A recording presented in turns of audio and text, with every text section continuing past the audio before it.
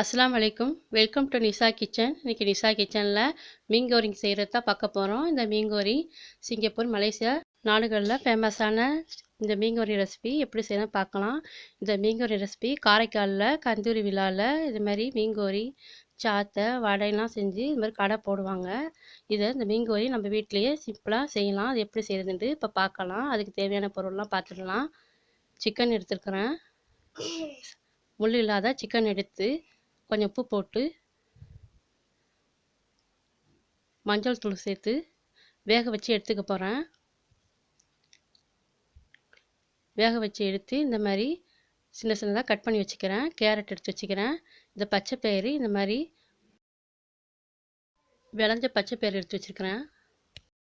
Soya sauce, chilli sauce, tomato sauce, onion, cabbage, noodles எல்லாத்தையும் ready பண்ணி எடுத்து வச்சுக்கிறேன். இப்போ தண்ணி நல்லா சூடு பண்ணிவிட்டு இப்போ நூடுல்ஸை இதில் சேர்த்து வேக வச்சு எடுத்துக்கலாம். வெந்தத்தோட தண்ணியெலாம் வடிச்சிட்டு ஒரு பவுலில் எடுத்து மாற்றி எடுத்து வச்சிடலாம். இப்போ ஒரு பேனில் பட்டர் சேர்த்துட்டு 2 முட்டையை சேர்த்து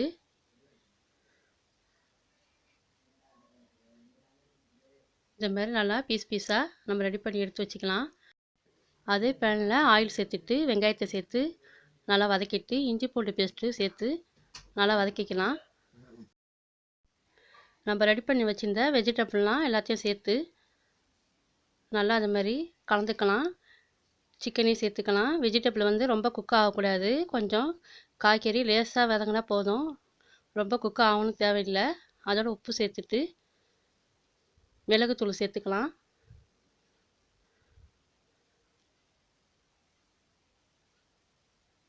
இப்போ சாஸ்லாம் சேர்த்துலாம். Tomato sauce, chilli sauce, soya sauce எல்லாத்தையும் சேர்த்துட்டு நல்லா கலந்துட்டு நம்ம ரெடி பண்ணி வச்சுருந்த நூடுல்ஸை இதோட சேர்த்து நல்லா மிக்ஸ் பண்ணிக்கலாம். இந்த மாதிரி மிக்ஸ் பண்ணிக்கலாம்.